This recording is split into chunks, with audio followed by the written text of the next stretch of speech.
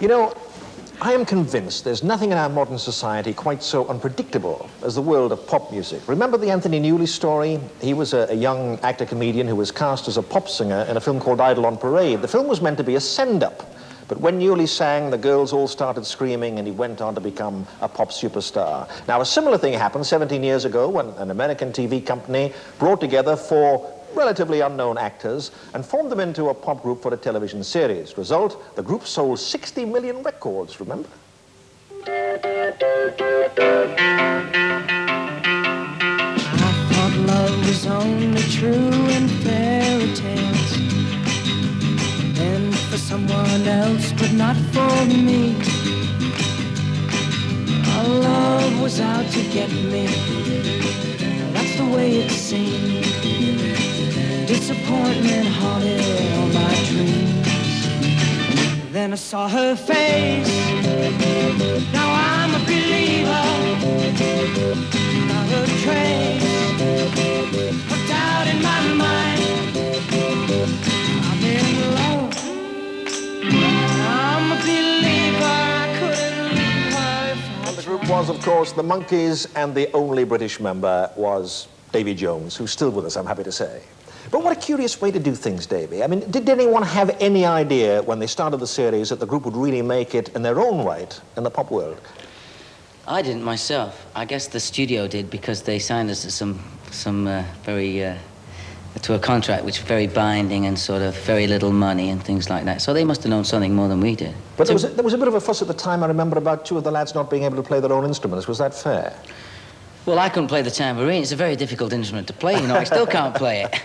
No, we started out as 2 actors and 2 musicians, and we ended up as, I think, as 4 actors and 4 musicians. We did over 200 concerts, and I think we were the first band ever to fill Wembley 5 times in a row. That was about 1968. And they were very conscious of your image at that time. I remember you couldn't admit that you were married, for example. Right, things Davy like Jones had to be seen as a bachelor. Yeah. As much as, you know, anything we did had to be, we always viewed it that the whole world was watching, and no talking about drugs or drink or girls or anything. So it was all sort of a clean-cut family image. And that's basically what it was, because it was very hard work.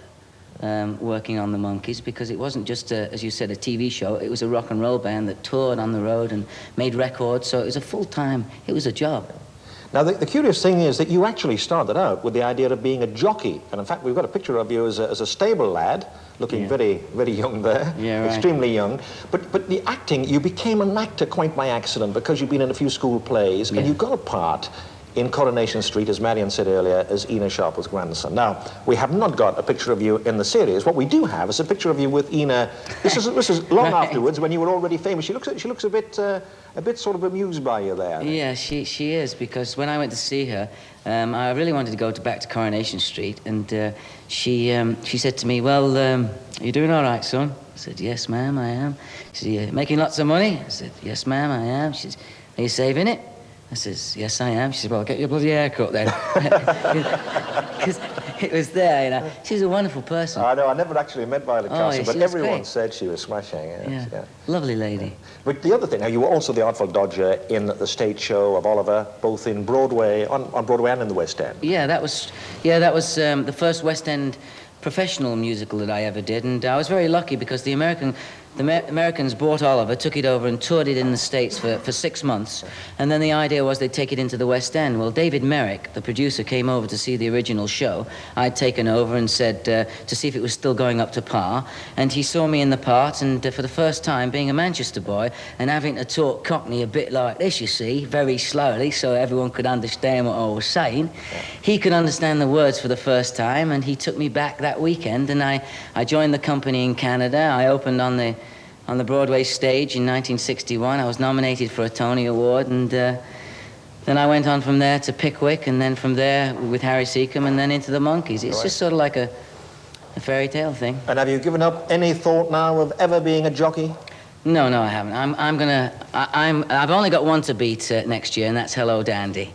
And I'm going to be riding in the National next year on my own horse, for sure. I look forward to that with great interest. In the meantime, I'm going to ask you to sing for us again, if you would. So if you just pop over there, Davy. And in fact, you mentioned that Davy is appearing in Cabaret at the Lakeside Country Club in Camberley at the moment. But now he's going to do a selection for us from the show Oliver, in which he played the Artful Dodger both in the West End and on Broadway. We'll be back tomorrow. Join us then. In the meantime, Davy Jones.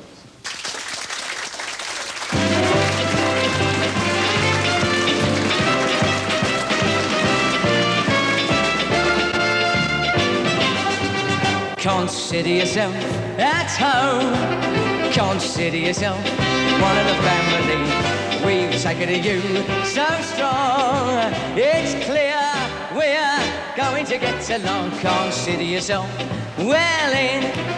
Consider yourself part of the furniture.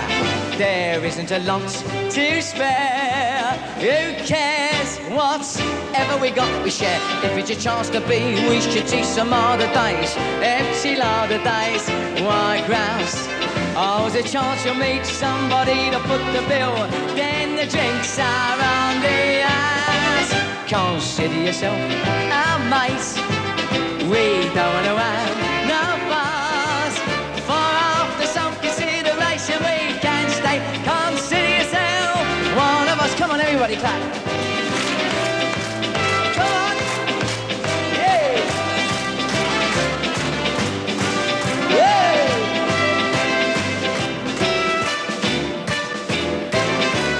Nobody tries to be la-di-da or uppity. There's a cup of tea for all.